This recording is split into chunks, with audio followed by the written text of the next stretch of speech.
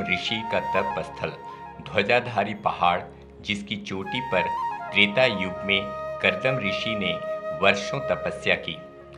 करदम ऋषि के नाम पर ही इस जिले का नाम कोडरमा पड़ा। जिला मुख्यालय कोडरमा में एनएच किनारे स्थित ध्वजाधारी धाम कोडरमा जंक्शन से लगभग 12 किलोमीटर की दूरी पर है। कोडरमा बिहार राज्य की सीमाओं से सटा पर्वतों, पहाड़ों व जंगलों से चारों ओर घिरा एक ऐसा मनोरम स्थल जहां के वातावरण में स्वच्छ नदियों व झरनों के पानी की कलकल सी मधुर आवाज के साथ साथ प्राकृतिक फूलों की खुशबू बिखरी पड़ी है। प्रकृति के इस अनूठे दृश्य का नज़ारा आपको ध्वजाधारी पहाड़ की चोटी से भी देखने को मिलता है। ध्वजाधारी पहाड़ की खूबसूरती में चार चांद लगाते हैं यहाँ पाए जाने वाले जंगली जीव व पक्षी। ध्वजाधारी पहाड़ के घने जंगलों में आप बंदर, भालू, साहिल, नेवला, लकड़बग्घा, खरहा, लोमड़ी, सियार, ब्रजकीट, सांभर, चीतल, जंगली बिल्ली, जंगली सुअर के साथ साथ गो, गेहुवन, करैत, हरहरा, अजगर, धामिन, रसील वाइपर, नाग आदि सरीसृप आसानी से देख सकते हैं। पक्षियों में यहाँ टिटहरी, क्रोक्रीजेट, बटेर, उल्लू, कबूतर, जंगली मुर्गी, चील, मोर, ग्रीन बीक ईटर, हुदहुद, तोता, कोयल, व्हाइट ब्रेस्टेड किंगफिशर, तीतर, जंगल नाइट जार आदि पाए जाते हैं। ब्रिटिश जमाने में जंगल से लकड़ी लेने के लिए गुल्ला टोपी गोदाम में कार्यरत गुडूम नाम के नेपाली जब ध्वजाधारी पहाड़ पर चढ़े तब उन्हें पहाड़ की चोटी पर संत बनवारी दास तपस्या में लीन दिखे। गुडूम के आग्रह पर संत पहाड़ के नीचे उतरे, जहां इनकी मुलाकात अबरख व्यवसाय श्री सत्यनारायण दारुका जी से हुई। श्री सत्यनारायण दारुका जी के द्वारा ही संत बनवारी दास जी के मार्गदर्शन में पहाड़ के ऊपर सर्वप्रथम मंदिर का निर्माण कराया गया। इन्होंने ही संतों के विश्राम हेतु पहाड़ के नीचे कुटीर बनवाई, साथ ही साथ पूजा पाठ व रोजमर्रा के जरूरतों का सामान उपलब्ध कराया।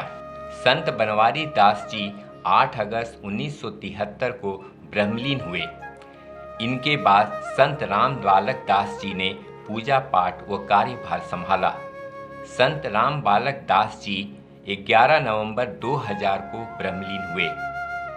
उनके बाद से श्री श्री 108 सुखदेव दास जी महाराज कार्यभार संभाल रहे हैं। हम लोग रामानंदाचार्य जी अखाड़ा के हैं और हमारी पंथ रामानंदाचार्य जी जगत गुरु हुए। उनकी स्थापना हम लोग पहले किए थे, सारे पीठ में हुआ है और कदरम ऋषि का यहाँ स्थापना हुई है। बच्चों लोग यहाँ पर जो रहते हैं वो पढ़ते लिखते हैं और आश्रम का सेवा भी करते हैं। जितना अखाड़ा के साधु अतिथि को भी जिला से आते हैं तो ध्वजधारी एक स्थल है कि यहाँ धर्म के लोग रुक सकते हैं और उनको सेवा पानी होता है। सेवा पानी में कोई कमी आश्रम तरफ से नहीं होता है। ध्वजाधारी पहाड़ पर चढ़ने के लिए सीढ़ी के निर्माण में सर्वप्रथम श्री बैजनाथ दारुका, श्री दीवान चंद्र छाबड़ा व श्री राम किशोर राम की प्रमुख भूमिका रही। लगभग 50 वर्षों तक दारुका परिवार के द्वारा पूजा पाठ व आवश्यक सामग्री संत बनवारी दास व राम बालक दास जी को उपलब्ध कराया जाता रहा। ध्वजाधारी मंदिर के प्रांगण में उपस्थित गौशाला, विश्राम गृह के 5 कमरे, कुआं, यज्ञशाला व बाबा जी की कुटिया दारुका परिवार के द्वारा ही निर्मित है। लगभग 500 फीट ऊंचे ध्वजाधारी पहाड़ की चोटी पर भक्त 777 सीढ़ियां चढ़कर भगवान शिव को जलाभिषेक करते हैं। एक करदम ऋषि का स्थान है। यहाँ वो तपस्या किए थे और उन्हीं के कृपा से झंडा त्रिशूल शंकर जी का स्थापित हुआ था। बहुत पहले की कहानी है। करदम ऋषि के बाद बनवारी दास तपस्या किए थे इस स्थान पर, पहाड़ी पर, और कर्दम ऋषि उनको भगवान भोलेनाथ तपस्या के फल दिए कि जाओ मान जी नीचे तरह कामना पूर्ण होगा। ध्वजाधारी धाम अपनी पौराणिक महत्व की वजह से आस्था का केंद्र बनकर उभरा है। पहाड़ की चोटी पर भगवान शिव और बजरंग बली विराजमान हैं। वन विभाग के द्वारा पहाड़ की चोटी पर वॉच टावर बनाया गया है।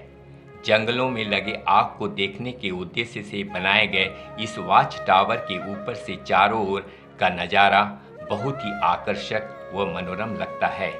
पहाड़ पर चढ़ने वाले लगभग श्रद्धालु इस वॉच टावर पर अवश्य चढ़ते हैं।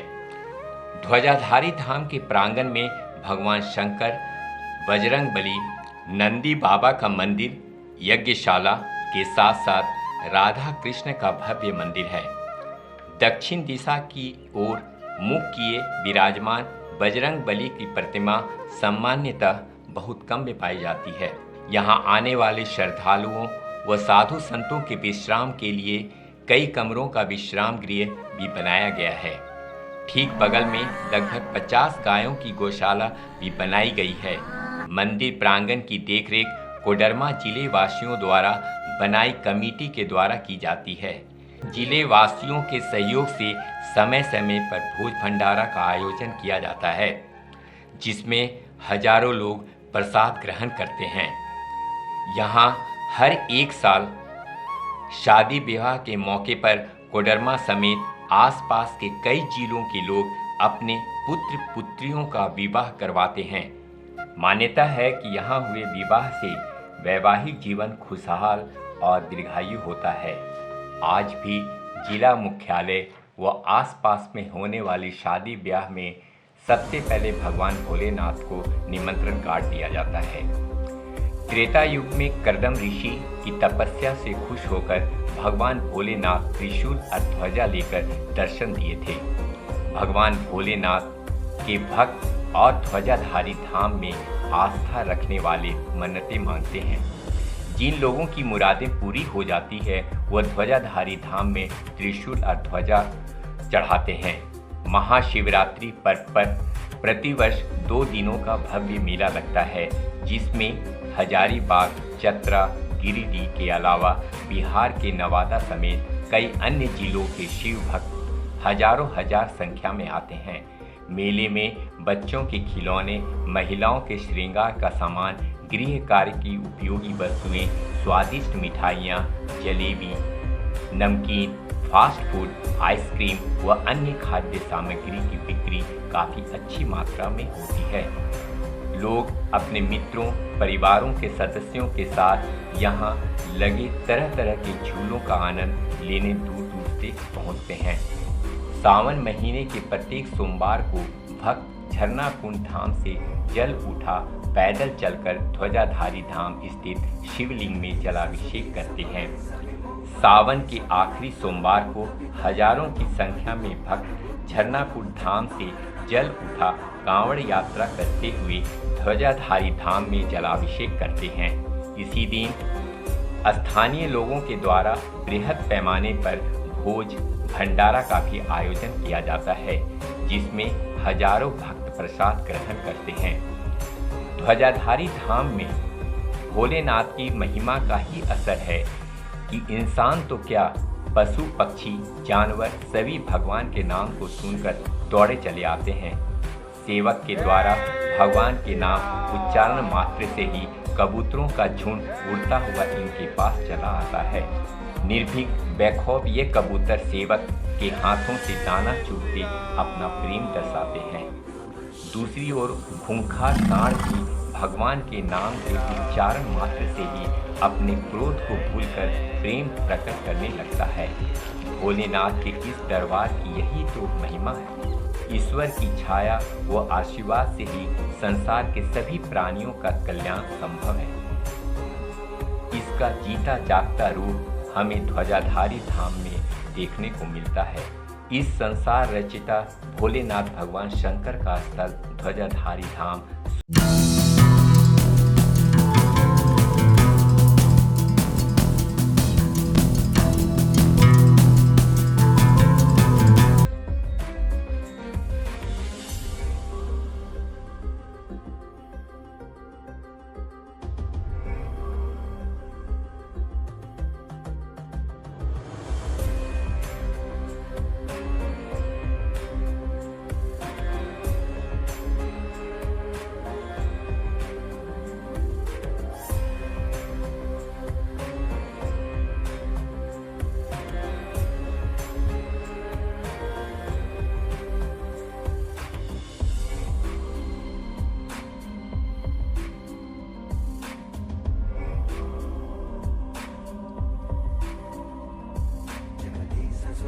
परमेश परात्पर भूत पितः प्रणतं पतितं अथ बुद्धिबलं जनता